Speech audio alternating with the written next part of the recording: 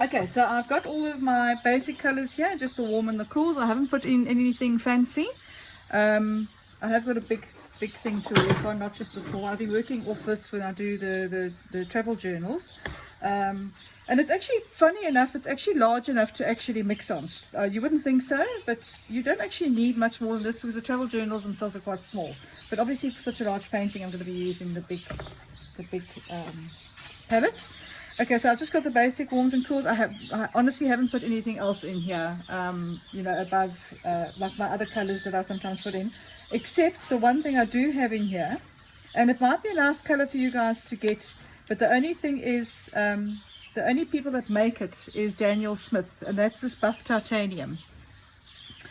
And initially I thought, should I get it because it's an opaque color? But I tell you something, if you're doing a lot of landscapes and stuff like that, it is fabulous for rocks and for sand. And when you mix, you have this and you have your other colors in, it's really, really fabulous because it's a sort of color you can't actually mix when you're doing watercolor.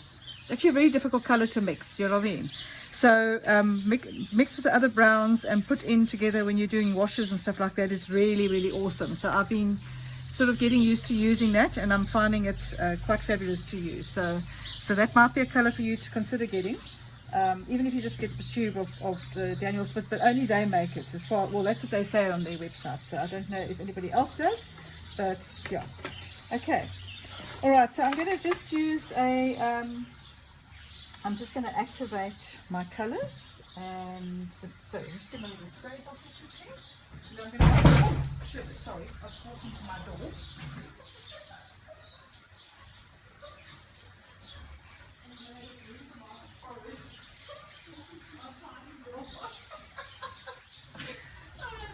It's never closed, but there's such a breeze here. I decided to close.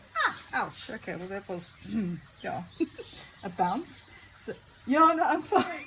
I just whacked my head a bit. I was looking down at the ground, you see, so I wasn't actually looking where I was walking. Okay, so I'm just going to activate my colors quickly with a little spray bottle, or you can just activate it with a drop of water. I might get water here unexpectedly. It almost looks like it's going to start raining, but anyway, we shall see. I didn't want to work inside. It's not cold, but it is slightly nippy. Okay, so I'm going to get my French ultramarine here, get that going, and I'm going to put some of that down. And just get a fair amount. Look, if you want to mix, if you've got a cerulean blue, you're welcome to use that. You don't have to just use the French ultramarine, but that's what I have here at the moment. I needed water cerulean blue. What's also nice as well is, like yesterday when I was doing that sky color for that Tonka one, I used French ultramarine, and I actually added a little bit of the phthalo blue, just to sort of cool it down slightly. It's almost like in a what you call it, it's like a primary blue, because remember this is a warm blue and a cool blue, and if you mix the two you sort of get a primary blue. Okay, so there we go. Right, so that should be enough. I don't want to make it hectically blue. And remember, what you're going to do as well is, where you don't want any blue to show, and you've got a whiter area, make sure you've got this ready so that you can wipe out. Right. Okay, so let me get my picture. So there's my reference. So I'm just going to put some of the blue down here, and then it's basically going to be a little bit of white. You know what, because I've got a nice edge taped off here, I will bring a little bit of the blue in here just so that you can sort of see the blue as well. But it doesn't have, you don't have to. It's not a train smash. All right, so I'm going to use that as my reference. Sorry about the parrot. Okay.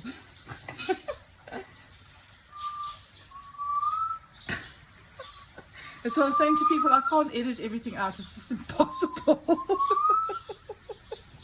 Right, I'm going to use a mop brush. Okay, so I'm going to go over completely, and I'm going to wet this whole area.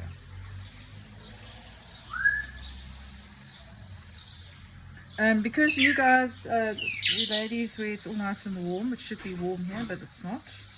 We've got quite interesting weather at the moment, I must be honest. It's not quite summer here. It was, and then it's sort of decided to become spring again. Oh, is it? Okay. Many weathers in one day. Okay.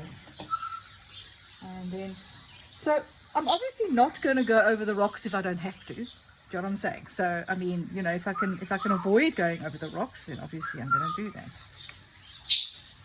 So I'm not going to do the wash. I'm going to sort of do it like that. That makes sense. Okay. Can you see where I'm going with this? Okay. You can angle it up a bit more if you want to, depending on how high you want this to go.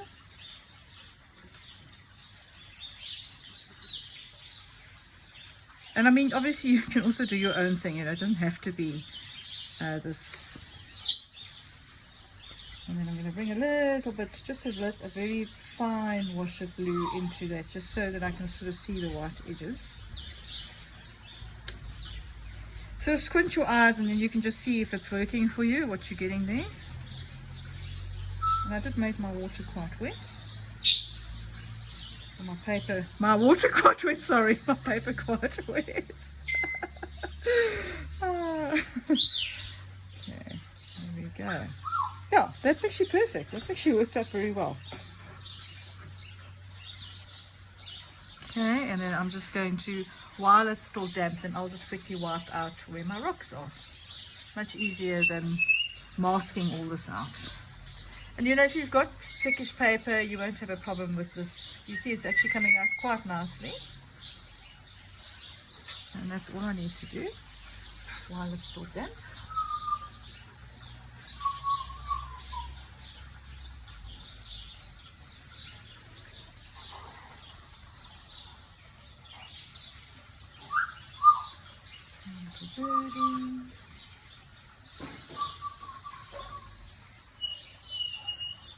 I try not to rub the paper too much because, you know, otherwise you can sometimes end up getting a bit of a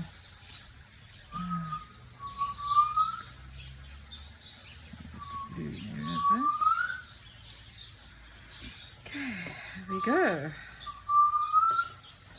Right. And then if it does pool, if you've put a lot of water on it, it is pooling somewhere, then just get rid of that pool, otherwise you're going to end up with that nice little puddle. So try and get rid of that if you can. The thing is, with the mop brush, you can't always necessarily see how far it's actually, how much water you've actually got on. It's quite a difficult thing to judge. So sometimes people prefer using a hake brush to a mop brush because the hake brush doesn't capture quite so much water on it, you know what I mean? Especially if you're working with a smaller canvas. So I'm just trying to get this pooling going here. And of course, if you want to, you can bring some clouds into the sky if you really feel like you want to do a little something different. You can just wet your thing,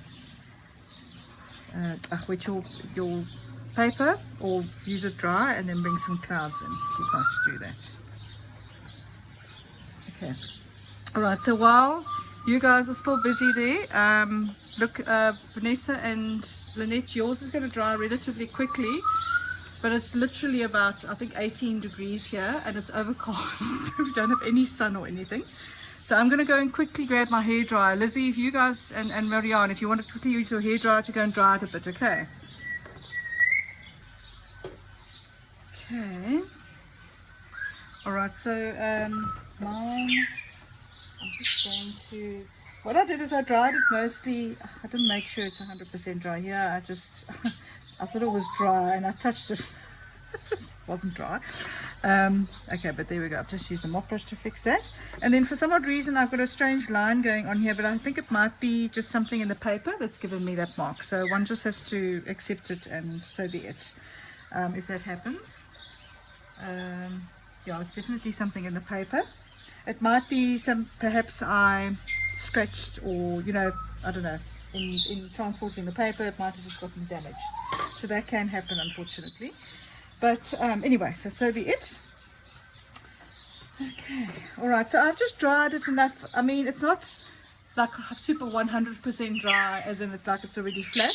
I just dried it so that I know I can actually lean on here and actually start working with the pen and ink. So that was the idea behind getting it dry. Okay, all right, is everybody back? Cool. Marianne, are you there? Cool. Everybody there? Okay. Lynette, you there? No, all good. Cool. Okay, cool. Okay, so I've got all three pens that I normally use. I've got the 0.1, the 0.55, and I've the 0.5, and then the 0.005. But I doubt very much I'm going to be using the very fine one. I found my go-to pen is my 0.1. That to me I find gives me enough sort of texture to work with. So I don't. Those two are quite nice. So the 0.5 is nice if you're doing the very, very fine details in there. But otherwise, and then the 0.5 I just use when I really want to add those black areas back in again and make them darker. Okay, I'm not going to add too much detail initially. I do normally start off saying that, and then sometimes it goes the other way. So, but I must show this to you guys quickly. I thought this might be an option one day. It is quite nice, yeah, with the rocks and the bird. I nearly sent that to you guys. I thought, no, maybe that's a little bit too hectic. I found some beautiful ones actually. Oh. Okay, so let me get my picture. Right. So I'm going to start off with the outside. I'm going to, remember when you're doing your rocks, don't do a big thick solid line unless you particularly want a big thick solid line. Do you know what I mean? So don't go and draw a line like that, you know, around your rocks. Sort of outline it, okay? Because otherwise you're going to end up with this very hard sort of picture. But if you want it as an illustrative, in that respect, for an illustrative type of value, then you can sort of make a sort of thicker line. But all of my lines are going to be relatively broken, okay? So each line I'm going to do, I'm going to literally outline the whole thing, okay? So as I said, I did do this freehand, so it's not going to be exactly the same as the original. I just did it very roughly. Okay, and what's nice about this 0.1 pen is if I want a very fine line, then I just literally go very softly with it. Otherwise you can use that 0.05. So what I'm trying to do is I'm trying to keep the lines on the dark side of the rock. So wherever the rock happens to be darker, then you can make that line a little bit thicker. Okay, you can make it a little bit darker, let's put it that way.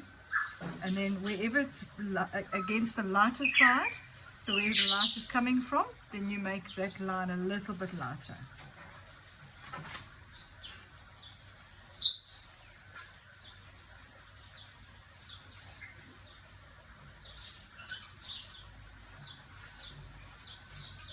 So where the two rocks join, alright, so you'll see, like for instance this rock sort of next to the bird, you'll see there's no real distinction between the dark over here, so there's no line there.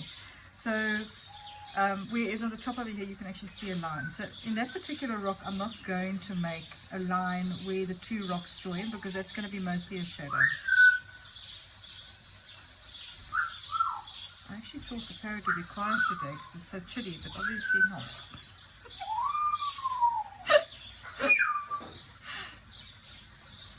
I think so. Yeah, I think so.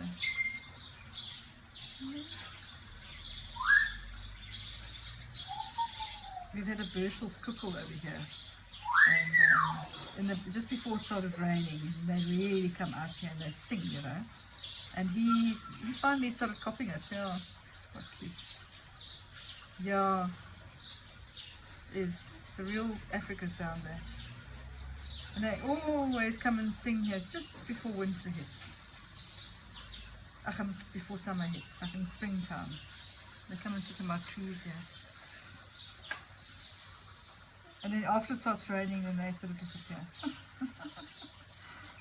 It's a very short period.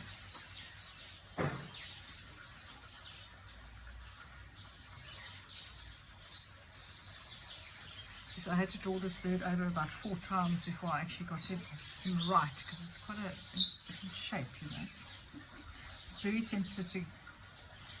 Hey? Oh, just... oh, okay.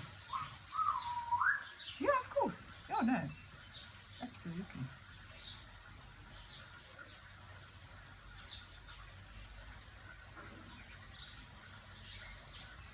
Actually, really interesting. I was, I subscribed to this plane, airplane, to this thing in America, And what was very interesting was they had like an online or a live session of a guy painting rocks, because they still said it's one of the most difficult things to paint is rocks. And funny, it's not something that I've always found. I can't say that for me it's always been a difficult thing to paint. It's actually interesting that some, you know, they just said that, look, they're not easy. I'm not saying rocks are easy. They're not, because each one is different, and there's no recipe for a specific rock. You know what I mean? You can't say, okay, I'm going to paint a rock, then, you know, if you paint it out of your head, you tend to just make a whole lot of like boulders relatively the same sort of shape. Do you know what I'm saying? Whereas if you actually look at real rocks, I mean, they are so varied. Do you know what I mean? In color and texture, in shape, etc. So I suppose in that respect, if you, I suppose you could say they're more difficult. They are quite difficult because they are so different, you know. Whereas a leaf or whatever is very specific shape. Trees also can be quite difficult as well, because they're also sort of, you know, all over the place type of thing. So yeah, I suppose in that respect, if you look at it that way, rocks can be quite difficult to paint. But I love painting them, especially with a palette knife.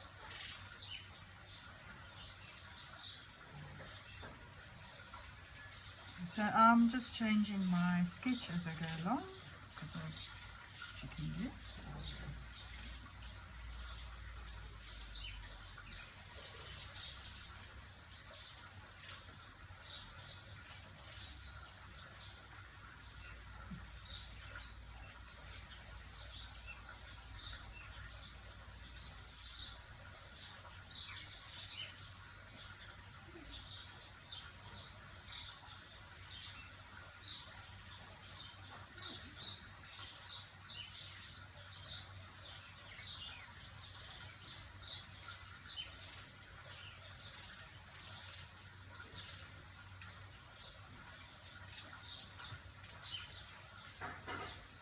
Oh yes, yes, yes.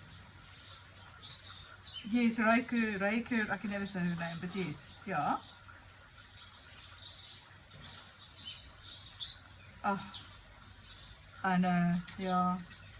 Lizzie, I must actually send you the link to this woman's website. Man, she is, oh, actually, you actually just sort of want to give up with watercolors when you see her work.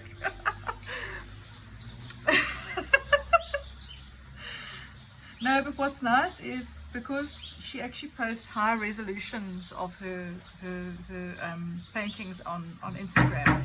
You know, you can literally zoom in and you can see you can really see nicely how she's actually captured the stuff. You know, so and then you can actually look and say, oh, okay, cool. I can sort of see how, if you know watercolor, you can sort of see how she's done it. You know, so I mean, this would be her forte, this sort of thing. You know, she's remarkably talented, but I think she paints a lot though. You can see she does.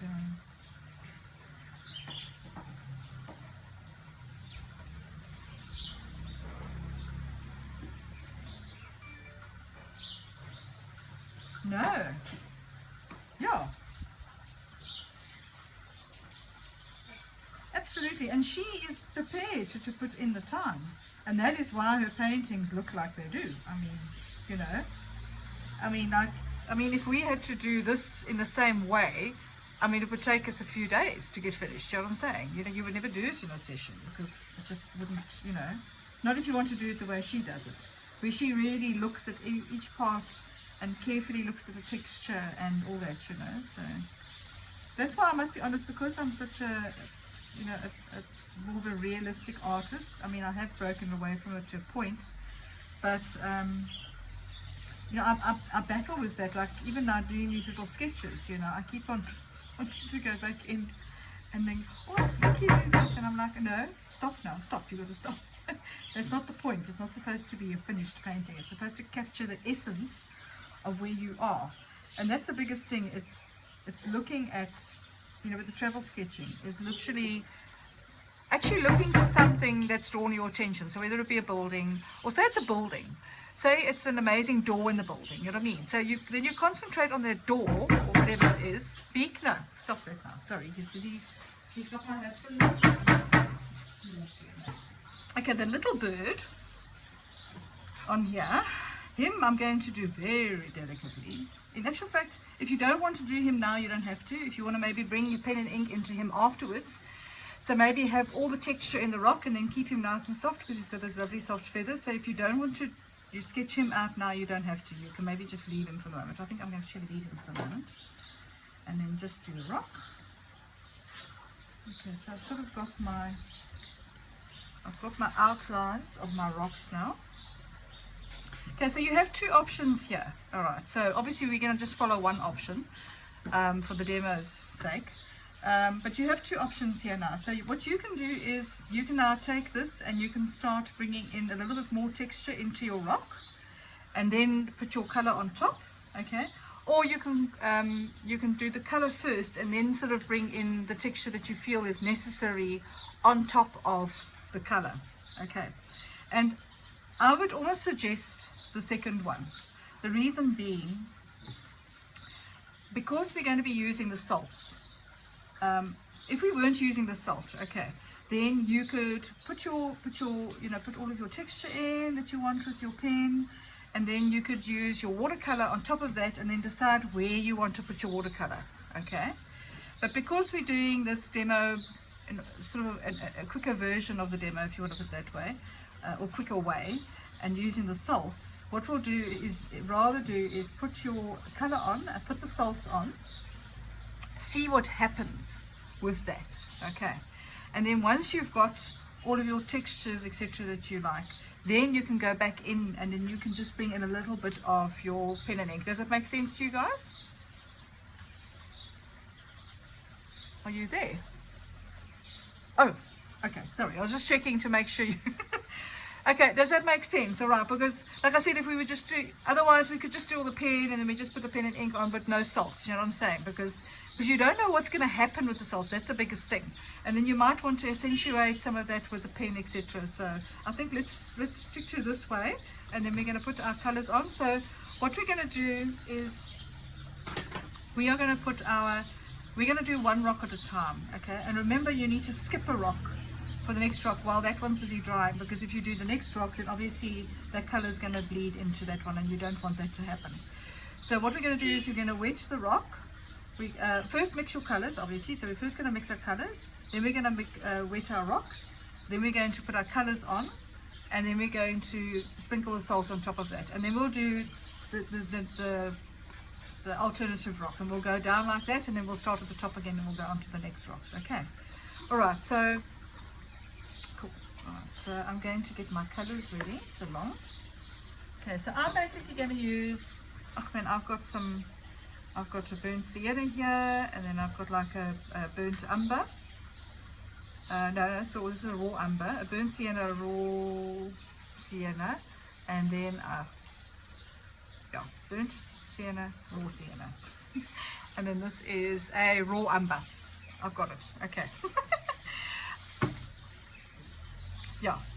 You can use burnt umber as well, so you don't have to use raw umber. I just happen to have raw umber if you want, but this is not a very, well, look, it's up to you. You guys don't have to follow the color of these rocks. I mean, you can change the colors to your heart's content. You know what I mean? If you want to make them more orange, you can make them more orange. I mean, that's the whole idea of just using it as a reference. You're not trying to copy it exactly. All right, so that's entirely up to you. And then you can also use, you can have a bit of a Payne's grey as well. So I don't have a Payne's grey over here, which I normally do when we do our sessions. So I'm going to make a grey with the raw umber and my French ultramarine. So I'm going to mix a grey because I do want a bit of a grey as well. Okay. I must actually get myself another Payne's grey in this particular brand. I just didn't because I bought so much paint, so I just decided I wasn't going to spend any more money. So, but I'll tell you something, these tubes are going to last me so long. I probably won't even use them in my lifetime. So. Because they go so, all tube paint goes so far, unless you're doing like hectic painting. So, okay, so I'm going to make myself a grey here using, so everybody's paints, depending on the brand, is going to be slightly different.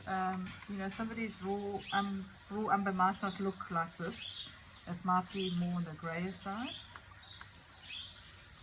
And then the French ultramarine. I'm going to use this sort of size brush because it's not too large. This is a, I don't know, this is an 8, but I mean it depends on your version of your brush. So if you look at my finger, I'm not going to use anything bigger than that because then it'll be too big. You know what I mean? I can at least control some of the color to a point here. I can wet and use this brush, so that's a nice, for me it's a nice size sort of standard brush to have, where you don't have to,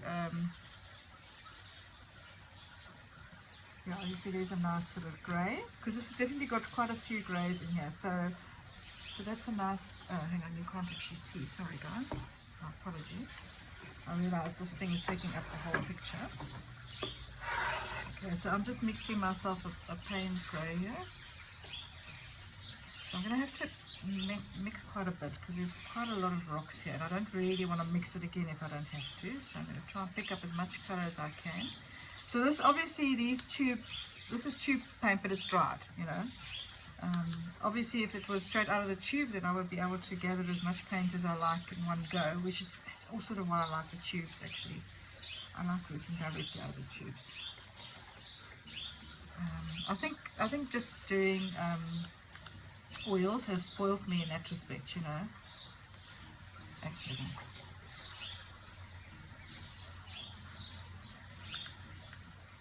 Lynette, how's it going with your mom, by the way? Is it? Oh, sure. Oh, really? Oh. Okay. Oh, to go into your place. Okay.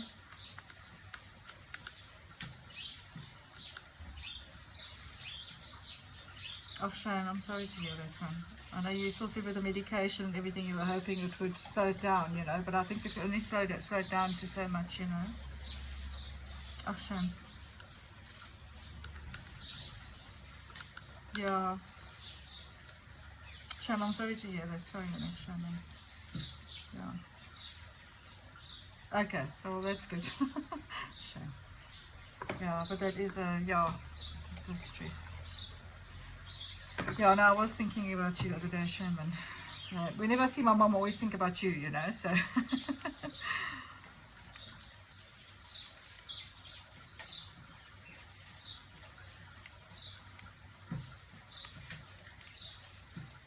Okay.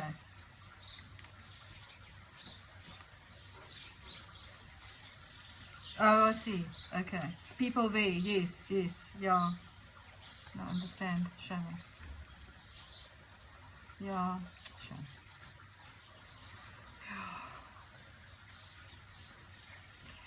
Alright, so, okay, so what I'm doing is I'm mixing, so I've made my Payne's grey and then I've mixed that on its own there as well. So like this, on the tube it says raw umber, but like for me that's much more of a burnt umber in my eyes. So to me that's actually, it's a much warmer brown than a raw umber. My raw umber on my other paint is totally different, it's not the same. So it's actually interesting when you change colours, how you get different brands, sorry, not colours, brands. Okay, so then this is the lovely, this is the raw sienna, and this raw sienna is totally different to my other raw sienna, so it's actually interesting to, you know, I've only ever worked with Cotmans and Winsor & Newton for so many years, so, and then like when I started working with these, I was a bit thrown because it's like, you know, you actually have to look at the color. You can't think about what it is. You actually just have to look at it and then just decide from there, you know, what is the best. But I must be honest, the quality of these paints is really nice. Lizzie, have you still got yours from the trip, hey? Yes. Yeah. Oh, really? Okay. Oh, I didn't realize. Okay. Yeah, no, I've been spoiled now.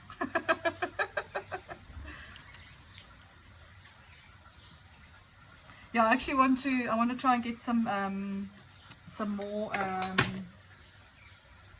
colors again. If they have a special one again, then I'll definitely get some more colors. Okay, so this, sorry, it's like I don't want to get rid of these greens and stuff like that because there's a red here which is going to irritate me. Yeah, that's what I'm saying. I don't want to get rid of these greens here because I think there's definitely the greens in the rock here. Okay, and then this is the burnt umber. Burnt sienna. So the burnt sienna, there's not a lot of burnt sienna in there. It's more on the bird. So I'm not going to mix a hell of a lot of that, but there is a little bit of burnt sienna. So the rocks to me are more these colors, and it's got a bit of that greenish, obviously from moss or whatever it is, you know. And then you guys can then obviously have a bit of green on the side. So this is not Daniel Smith. This is just my Cotmans. And it's actually very interesting when I do this. I can see how much more pigment the Daniel Smith has got in compared to the Cotmans. It's like amazing. It's almost a thicker paint, you know. So yeah, but I'm going to use these colors because they happen to be here. This was a Viridian, and then this is a sap green. That's the one thing I do still want to get is a sap green with the Daniel Smith as well. So I will spoil myself sometime next year. Oh really? Okay. Well, then I'm going to try that. Okay. But obviously if you want to mix these greens, then obviously you're going to use, if you don't have a sap green, then you can mix, what works quite nicely with the sap green is your cool blue, so that will be one of your phthalo blues, and then a lemon yellow. And that will give you sort of a bit of a sap green, but you might have to add a little bit of French ultramarine to it, just to warm it up ever so slightly, because sometimes it can be a little bit harsh. I can show you if you want, so I'll just do my yellow here. Oh, just get that there. So if I want to mix the equivalent of a sap green, then I'm going to use my lemon yellow and then a little bit of phthalo blue, and you can see that's already, but I need to add a little bit of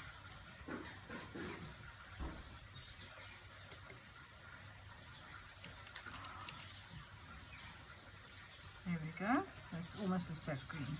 So you'll see I had a little bit of I put a little bit of phthalo blue and a little bit of French ultramarine. So not quite the same as that sap green there, obviously. Actual fact, you could even add a little bit of, it's very close, not but no cigar as they say. You can maybe add a touch of your, yes. So if you add a touch of your warm yellow to that, then there we go. So there's your sap green. So it's almost a mix of, so it's mostly lemon yellow, a little bit of warm yellow, and then a little bit of phthalo blue and a little bit of, so it's actually the warms and the cools all sort of mixed together in different quantities. But there's your sap green. So you can mix a sap green. Okay, you just got to keep on adding and then checking. But the reason I can actually see my other sap green, so I'm sort of like, I can compare to see if I can get the right color, which helps a lot, you know. Okay, so if you don't have a sap green, that's how you can mix your sap green. Okay. It's funny how sometimes I find it so much easier to teach color mixing when I'm teaching it. I mean, to mix the color. I find it easier to mix the colors when I'm teaching it than when I'm actually doing it myself. That sounds weird. It's weird. It's quite funny actually. Yeah, and then sometimes I'm doing it myself and I'm like, why can't I get this color right? You know. Right. Okay, so I've got all my colors ready to go. Okay, so everybody sort of relatively ready with their colors.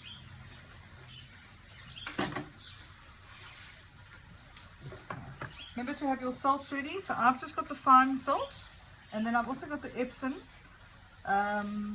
If you want to use a medium salt, you can use a medium salt as well. It also gives quite a nice effect. So there's the fine salt.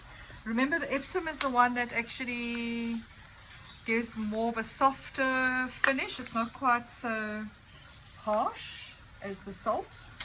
You know what I mean? So it's not so granular. And then what I've got today, and I haven't tried it before, is this is actually molten, what's it, molten salt? Whatever. You know, this kosher salt, you know. Which I find quite interesting because it's flakes. Can you see there? And yeah, so I grabbed some, I thought to myself, you know what, or maybe I'll give it a try maybe in the bigger rock just to see what happens. But I haven't got a clue. I haven't tried it yet, so I don't actually know what's going to happen. Okay, let's make sure this is still recording. Yep, it it is, and you guys move that over so you can see a bit better there. Okay. Oh, sorry.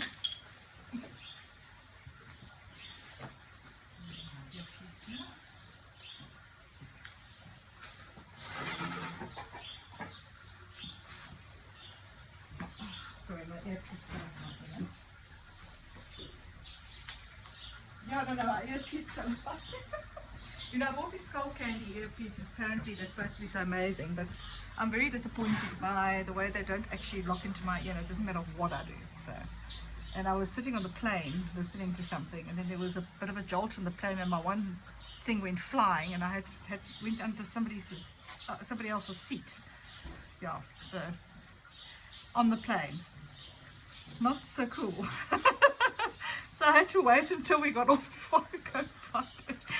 But that's why I made sure it was red, so that I wouldn't have to worry.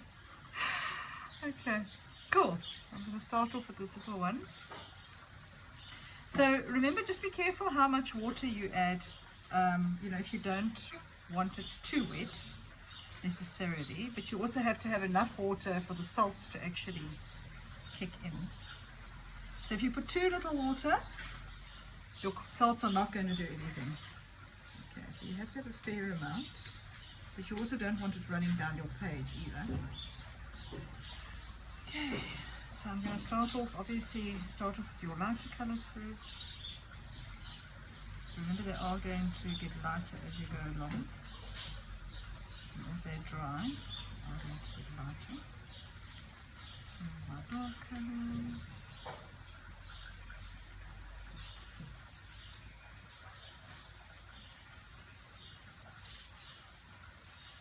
So here I can see, because I've got it at a slight angle, it's almost pooling over here. Okay. And if you think that might affect the salt, you know, might be too much, then you can get rid of it as well. So you can pick it up with your cloth. But I'm going to leave it for the moment. I'd like to see what happens.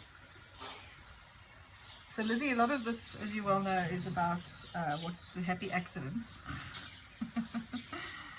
And then I'm going to bring a bit of paint spray in here, which I can see. And that's obviously up to you guys if you want to do other colours, greens or whatever. So I quite like that. And I'm going to use the fine salt here. I don't want that hectic granular sort of effect, you know.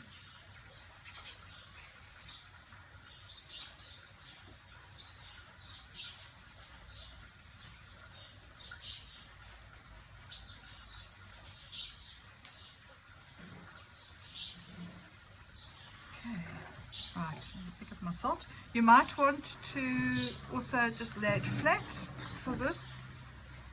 Gives you a bit more control. And just put the salt where you want the salt. You don't have to put it everywhere.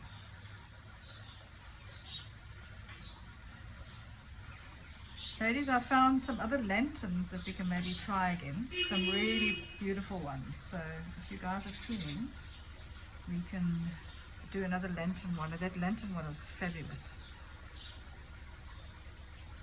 I really enjoyed that. Okay, so you can see it's not as dark as I would like it there. So remember, you can go back into this with your paints, but just remember now, you need a different cleaning water for this, because you are going to be touching salt. Okay, you don't want to have your normal cleaning water with this. You must definitely have some separate cleaning water for this. Okay, so I'm going to bring this in here like that. You can see where I want it slightly darker, and then I'm going to not touch my paint with this paintbrush again. So you mustn't paint on top of the salt and then go back into your paint, because the salt is going to affect your paint. Okay, so if you're going to do this, then you must put in as much as you want, get a different thing of water, use that water to clean your paintbrush, and then if you want to put more paint on top of the salt, then you sort of go back into it. Does that make sense? Okay, otherwise you're going to end up with this messed up paint in the end, and it does affect the paint. So you can see I'm having a lot of fun here. So I am taking my time. Okay, I quite like that. I think I'm going to just leave it as it is. And just so if you guys need another thing of water, just go and grab one. Just remember that's your salt water thing, cleaning thing. Okay. So that's a separate one. Right. Oh, I think that's actually going to look amazing. Actually very chuffed with that. That looks so cool. Something's working today. Yay!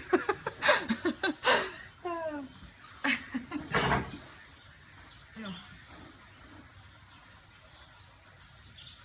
Now Eugene actually even said to me this morning, he said, because when he came home on Friday, I said to him, I said, listen, by the way, this one's pulled out. And he said, he says, don't even bother trying to get somebody else now. He says, we'll cope for, you know, because we're closing around the 12th of December. So he says, pointless trying to get somebody now. And then he said, don't you carry on with your classes, don't stress, we'll cope, you know. So I said, okay, that's fine. I don't know how he's going to cope anyway. We'll see. Anyway, I suppose that's enough. So those curveballs actually. Okay, so there again, I'm doing the lights, and then I'm going to do the dark.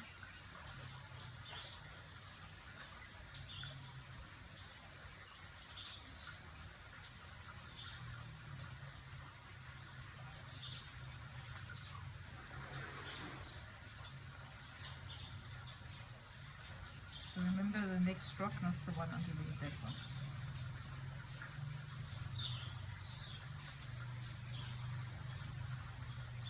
It's handy as well, so if you want to get some of your whites back, nice to have a Q-tip handy, as they call it in America, Q-tip. So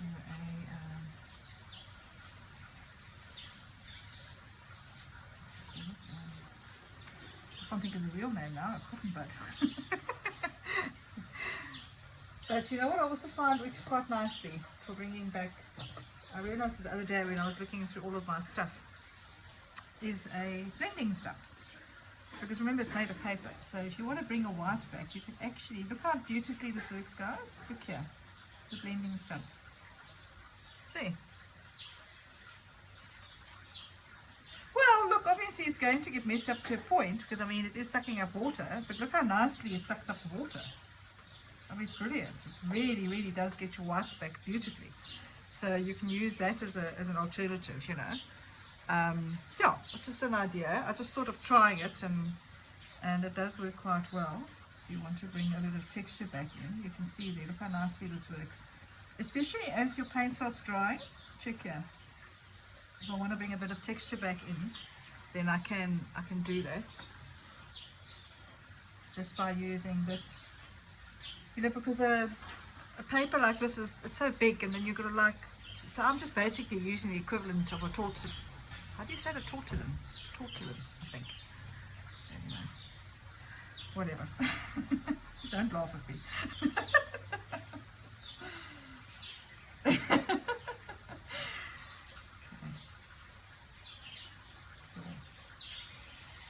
Yeah, so there we go. That works quite well. Yeah, and then you just basically just sort of take it again. So yes, it is nice and wet now. But obviously if it's nice and sunny, it's going to dry quite quickly, and then I'll just sort of try and get some of the water off, so for the next time, you know. Okay, but it does work quite nicely. Or as I said, you can use that's about the only thing I find that actually works quite nicely. Okay, so I'm going to go on to the next one. So that will be this rock here.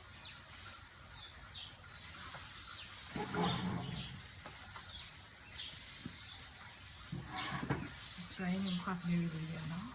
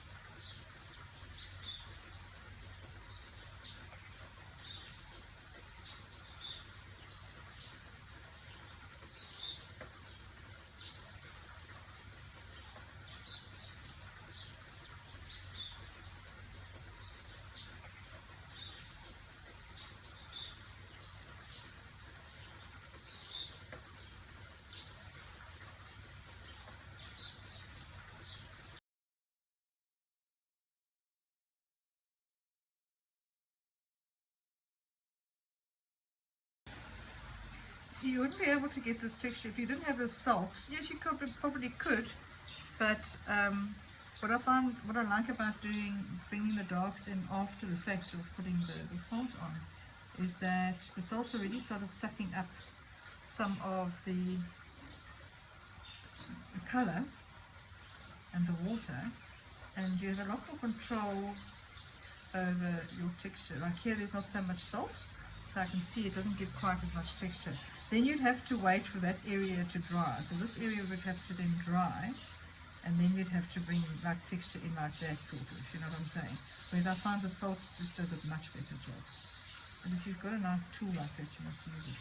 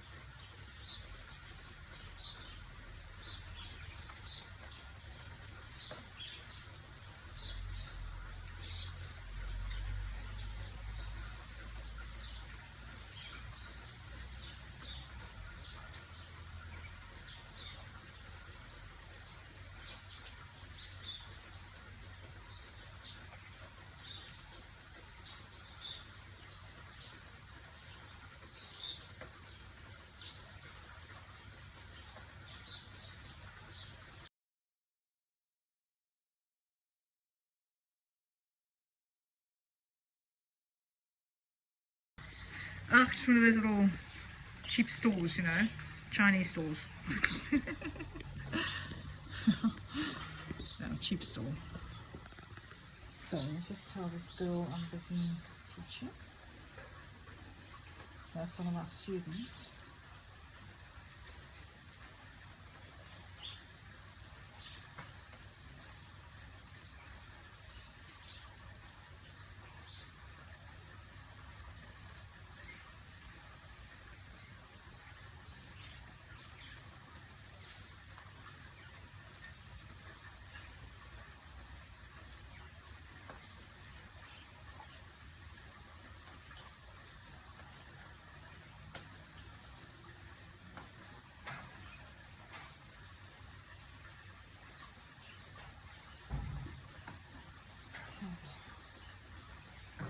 Yeah, no, it's definitely. Yeah, it actually is pouring. It's not coming down in buckets, but it's that sort of rain. Even the parrot has decided he's just going to prop himself up and keep warm. Okay, cool. I'm going to carry on with the rest of the rocks now.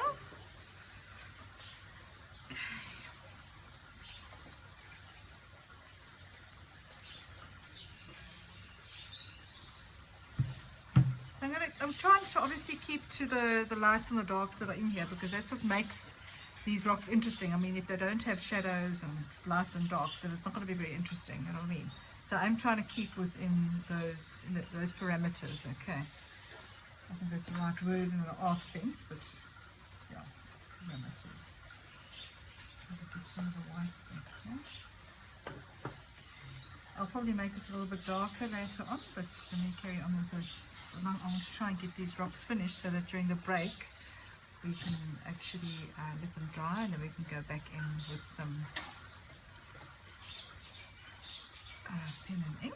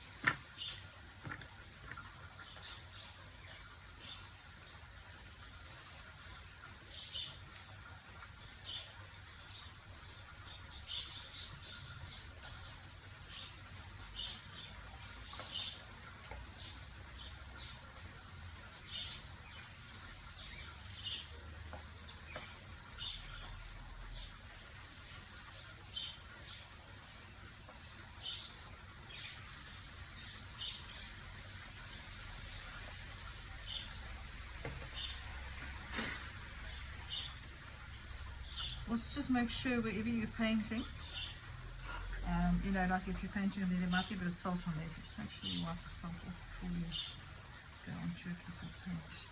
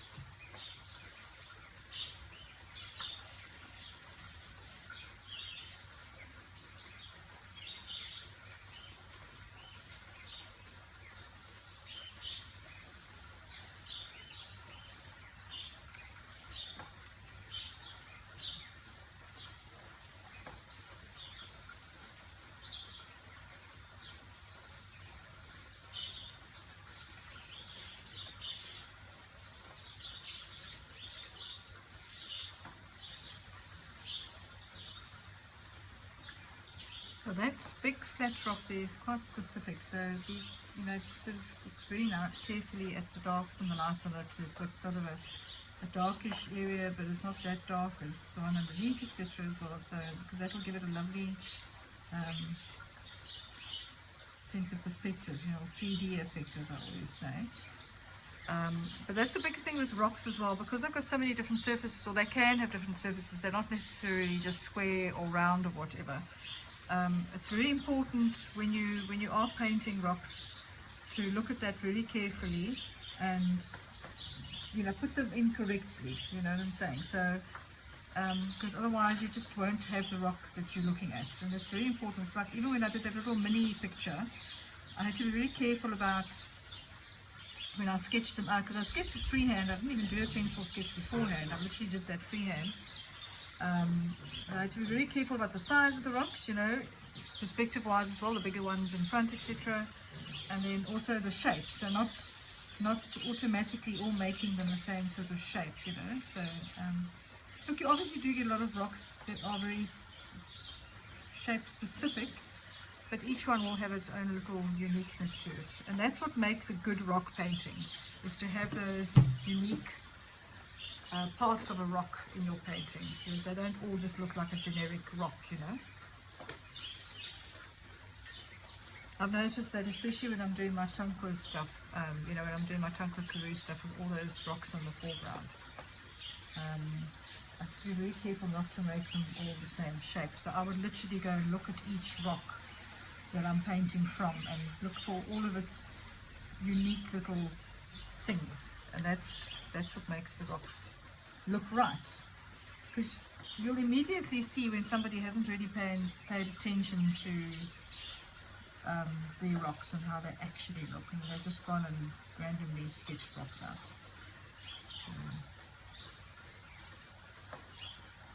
So that'll have to wait for.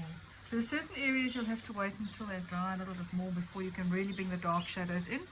So obviously these very dark shadows I can't bring in right now because it's just going to be too wet, it won't really work. So I will give it time to dry a bit, and then after our break it will probably be dry enough to then just bring in some extra little darks, just to make it really, really pop. So if you bring those nice darks in, it's going to really pop beautifully.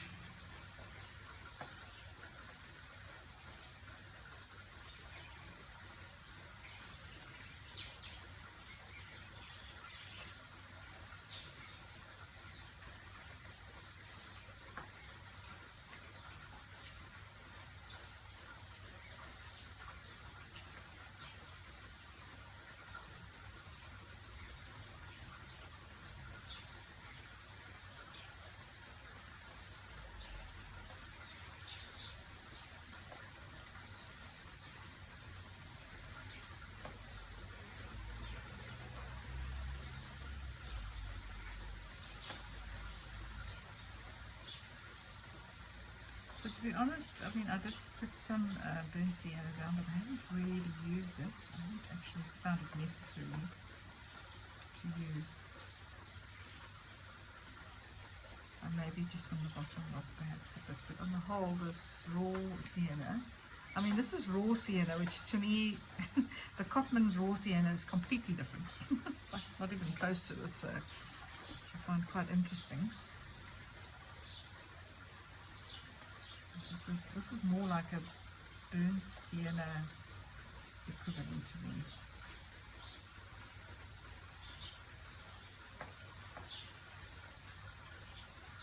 Yeah, funny, even my oils raw sienna doesn't look like that, so I find that quite interesting.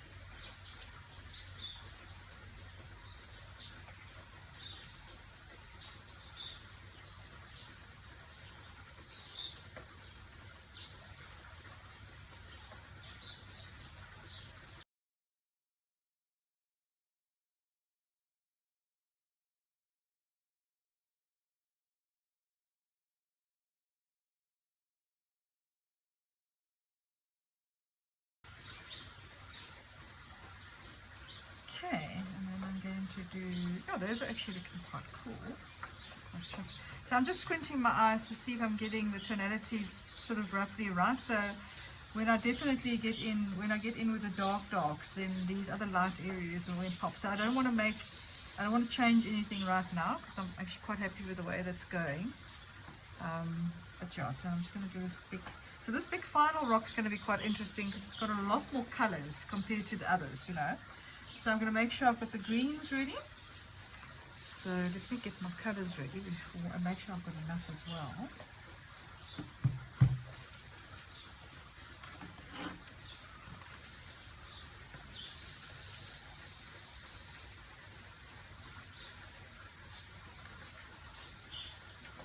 I'm actually going to bring in a bit of a, there's quite a nice sort of orangey yellow there, so that will be a little bit of a cadmium yellow perhaps, just to brighten up things a bit.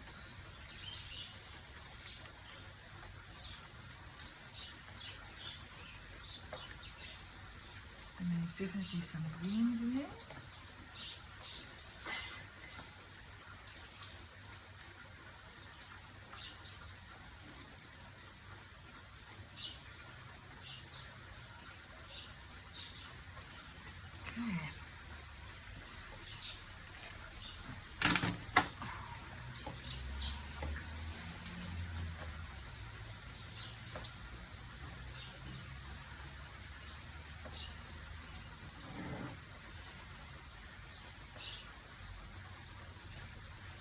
I'm doing the very bottom rock.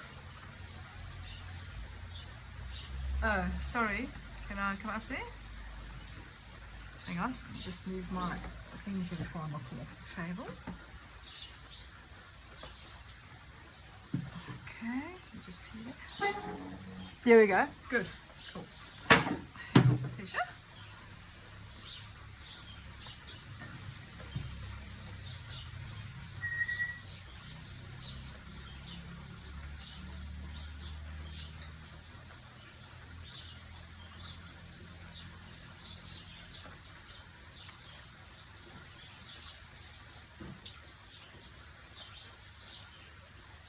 So because it's such a big one, you might need the spray bottle just to reactivate, you know, once you put your colours on, just to reactivate the colours and then get them to the salt shape on them, okay? Especially where you guys are, where it's so hot.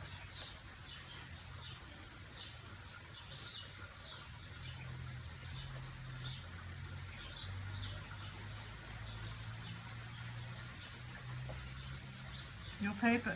Yeah, this one as well. I'm actually quite impressed. It's actually, yeah, it's actually been quite, yeah, it does.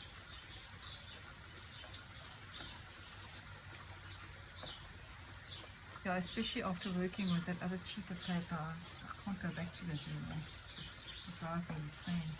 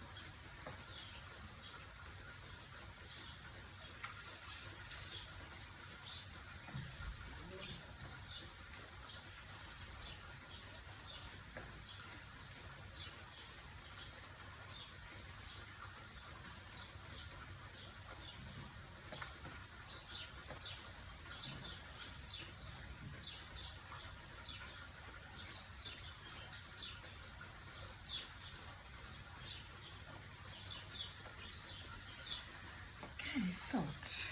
So I might just reactivate this quickly. Just a small. These little Derwent spray bottles, they're quite expensive, but they are very fine. The spray is very fine. So, you know, like if you just use these cheap bottles, sometimes you get this thick spray that comes out. And then you get almost like too wet, where this makes such a fine spray. It's really nice just to activate your paper again. Very fancy. Okay, oh, that came out nicely. Very nicely, sure. Okay, but you just got to take time. It's just time. I'm quite chuffed with that. Just remember to bring it down to the bottom there.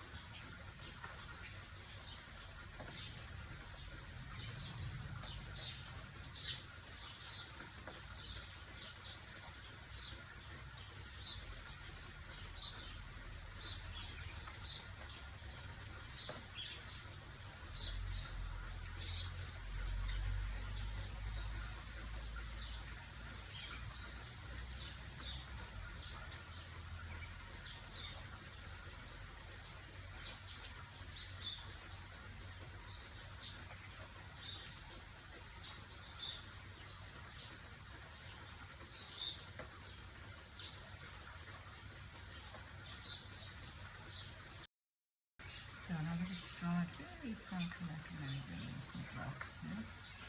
So I prefer to bring the darks in if it's still slightly damp, you know, just so that it bleeds in and it doesn't give a sharp edge. You know, but the paper's not extremely wet now, so I can sort of dash and dab a bit. Oh, that's actually working quite nicely.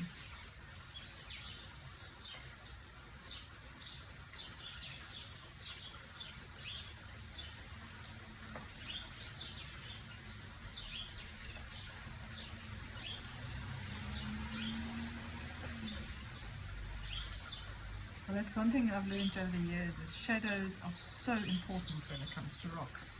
Very important. Gotta have your shadows.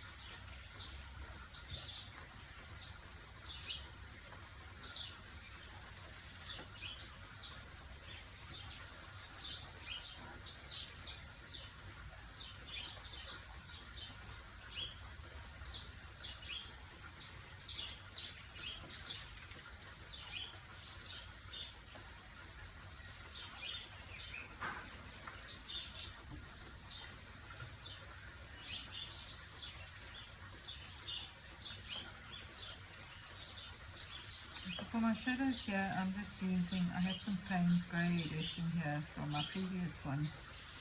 I'm just using the Payne's Grey for the, almost like straight out of the tube type of thing. Because then it goes much darker, it's a lot easier. Okay, so this guy, I just realised actually needs a bit more. Okay, so now as that's drying, then I can start bringing some of the darkers in. So I just wanted to wait for it to dry a little bit, just so I could bring some of the darks in. And then this one as well, I can now start bringing some more textures in.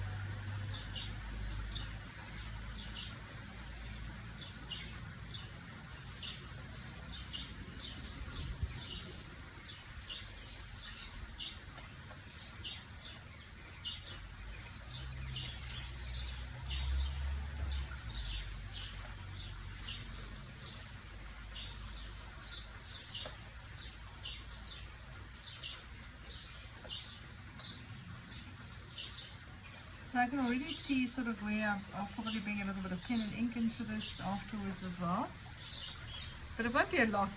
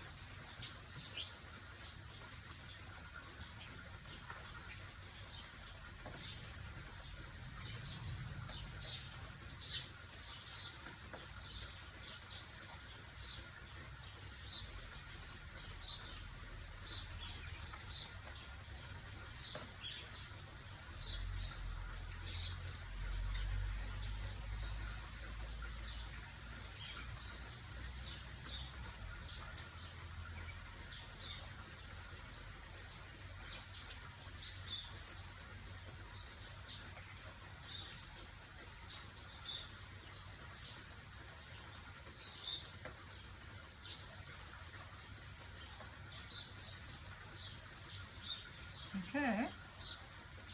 Oh, it is. Oh, alright, okay. Alright, well ladies, we can have our break if you want.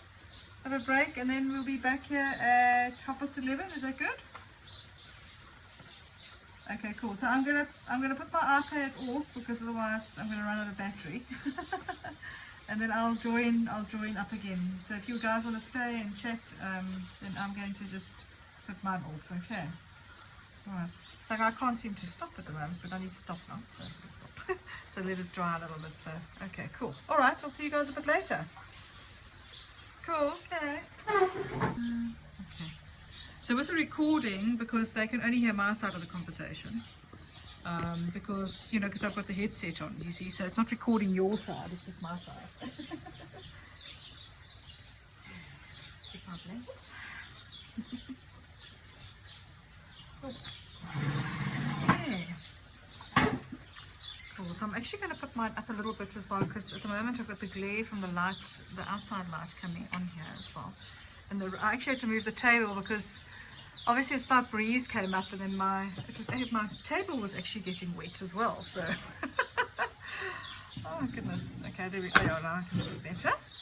You guys can still see okay? You good? Alright. Okay, cool. Alright, I don't know how far everybody is with regards to this. You're also still busy on your rocks and everything, I'm assuming. Okay, cool. Okay, so yeah, so I'm going to, as I said, it's still slightly damp, so that's cool. So I'm just going to bring in the very darks now, so I can, because it's slightly dry, but it's not 100% dry, so it'll actually be perfect for bringing in those darks. So I'm just going to use that other Payne's grey that I happen to have.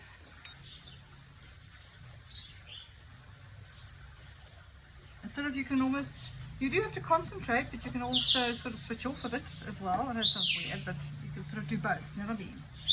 You have to be aware, but it's sort of quite a pleasant awareness, you know what I mean? You know.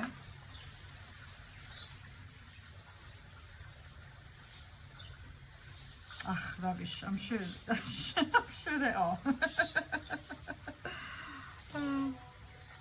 Can't connect. Recording. Oh, shame. She says she can't connect. Oh no. Okay. Oh no. No.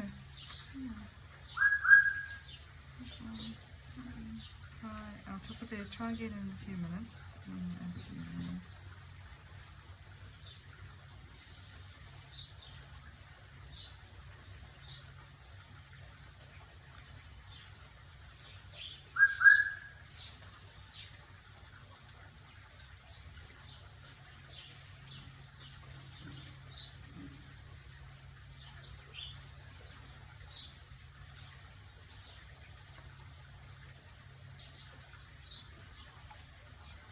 I just told her to try again in a few minutes. Maybe she disconnected and then she can't reconnect, you know. Quite possibly. Okay, yeah. So there's definitely a lot more darks in here and all that I need to bring in for sure. So let's get my browns again. Yeah, she says she'll try again just now. I just told her to try in a few minutes, you know. And maybe she can connect. Yeah, I'm said be here until about 1ish or so, so 1. So I'm not sure what time you guys have to leave. Okay, that's what I thought, yeah, okay. Yeah, no, that's fine, yeah.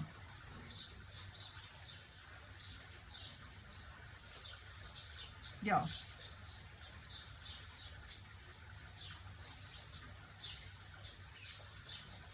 Oh, nice. Awesome.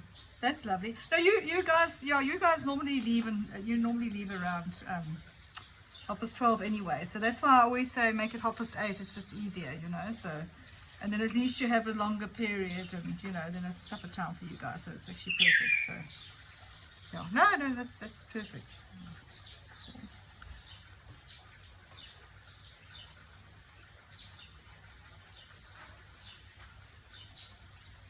But this one I definitely want to finish today, so I'm going to do my best to do so.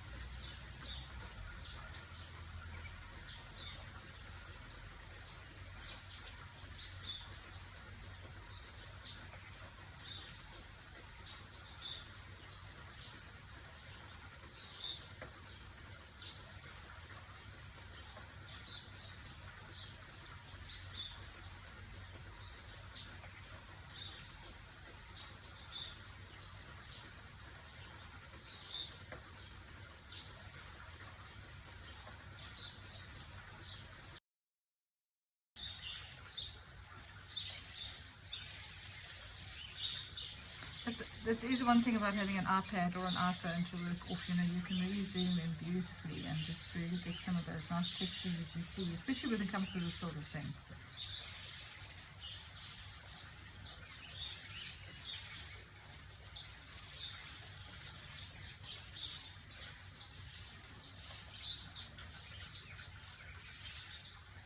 I'm sure, I wonder if she uses salts, but I haven't seen anything in her videos where she uses salts, hey?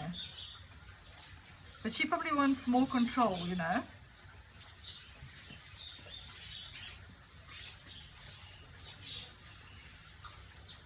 Yes, she does, yeah. I have seen for the whites, to bring the whites back, yeah. Yeah.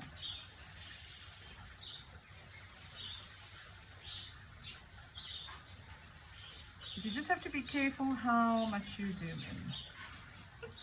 Because one can get completely carried away.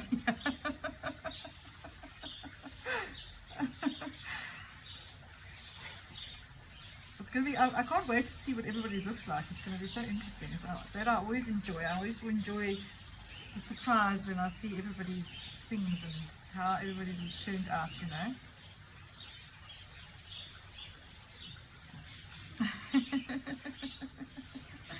Sure, they all look like rocks.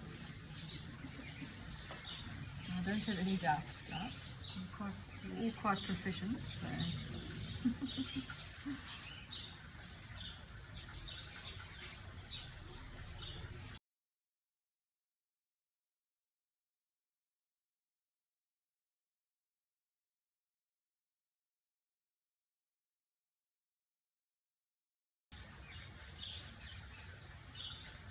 Yes, yeah. Yeah, mine's still a bit wet, so what's nice about that is it's, you know, when I'm dabbing into the salt, you can see it's sort of still bleeding into the salt a bit because it's still damp. You know, it's not making very specific marks. Like there, it's a specific mark because it's dry, you see, so over there, you know, and then in certain areas it still happens to be damp, so I'm sort of using that to my advantage and you know, putting the salty areas in.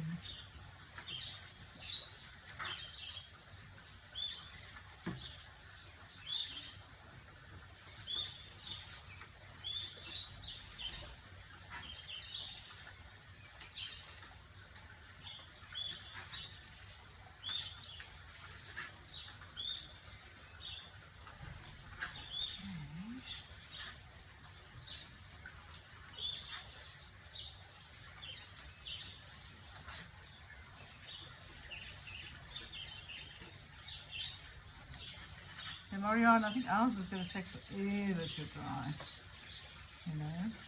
And this paper really, I'm impressed with how well this paper holds water. But I don't need it to hold it quite so well at the moment. No, but I'm not going to complain. It's also better than it drying too fast, which can also be very irritating, you know.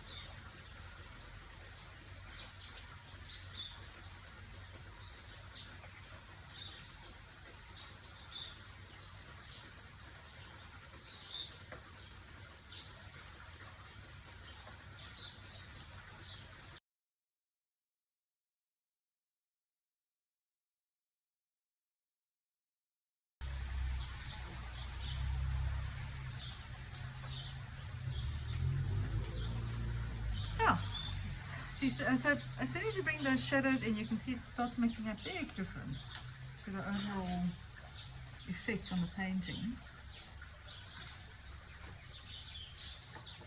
Biggest thing here is not to forget a shadow, because as soon as you forget it, then you're gonna keep on looking at the painting. You're gonna go, man, there's something not quite right here, but I can't quite put my finger on it. You know, and inevitably it's a shadow or something that's missing. You know, and it's just your brain's telling you that it's not making sense. You just can't quite put your finger on it. You know, so because there's always an occlusion shadow, so that'll be where the two parts meet up, you know, the two areas, the two rocks, so that will always be the darkest part of your shadow, and then obviously right at the bottom of your rock as well, because the light is obviously, this is diffused light, you can see that it's not what you call it, light, so it's not very bright sunshine.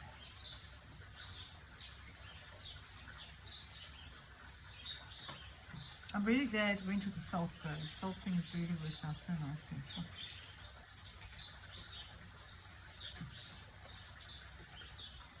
It's also quite a lazy way, I suppose. If you think of it like that, you could say that.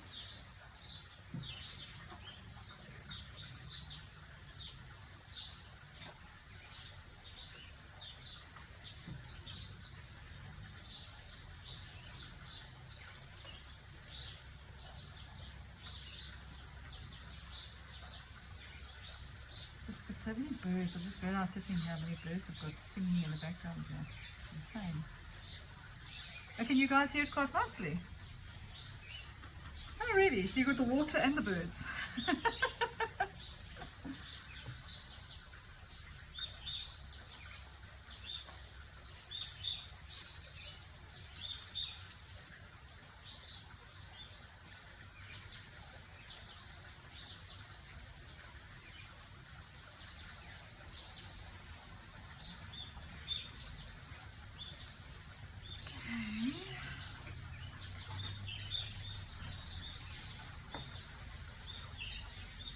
As well, just also make sure when you're done, just make sure you wash your brushes out quite nicely, guys, because they can also have an effect on the quality, you know, your longevity of your brushes if you've got the salt. So just give them like a good, don't just rinse them in normal water, you know, I think just give them a good clean afterwards. Yeah, especially with your expensive brushes, you know.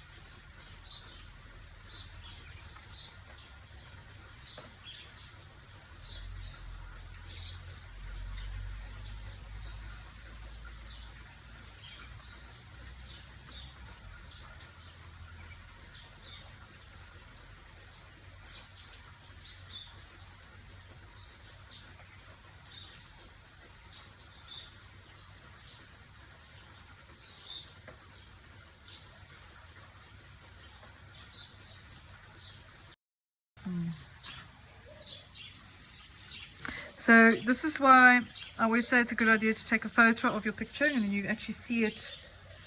I know it's very strange, but you actually see it through different eyes, sort of. Almost like another person's perception. And then often you immediately pick up what's wrong. They used to use that backwards mirror, you know, in the old days. So before cameras and everything, they would actually use the mirror and they'd look at their painting through a mirror. Because, so it was a backwards version of it, but they could see immediately if something wasn't right, you know. Actually, no, it looks quite good. So this does look like it's, yeah. So this is standing out quite a bit. I think it's just because this is not quite as bright. But I'm going to put the little bird in, I think, and then let's just see what it looks like after that.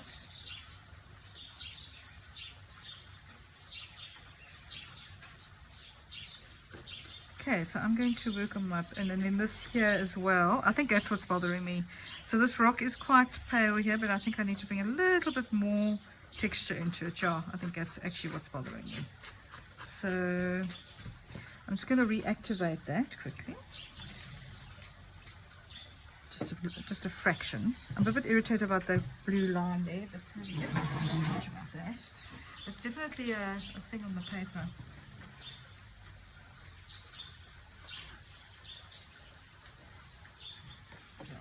Bring some texture in.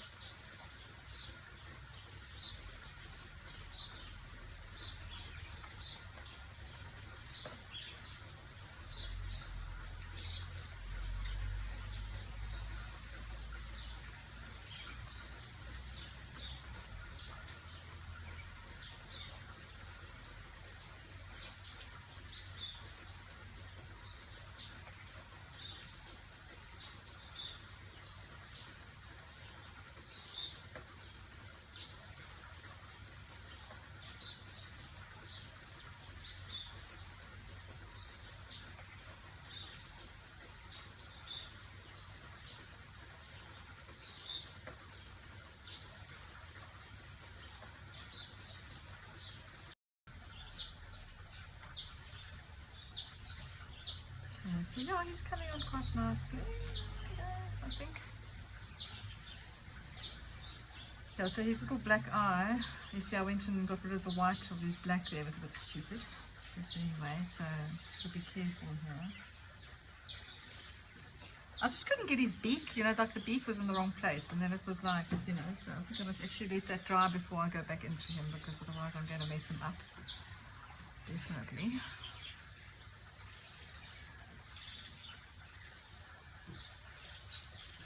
Are you going to stop working? Okay. Are you getting, yeah, are you getting to that stage where you need to stop? Okay, so see. Yeah, I think I'm actually quite chuffed with him there. He looks quite cute. Yeah. You see there, what I'd rather do is I'd rather use the pen and ink to maybe bring a little bit of detail into him as well. Just, oh, well, it's actually 25 past, so that's actually quite perfect, guys.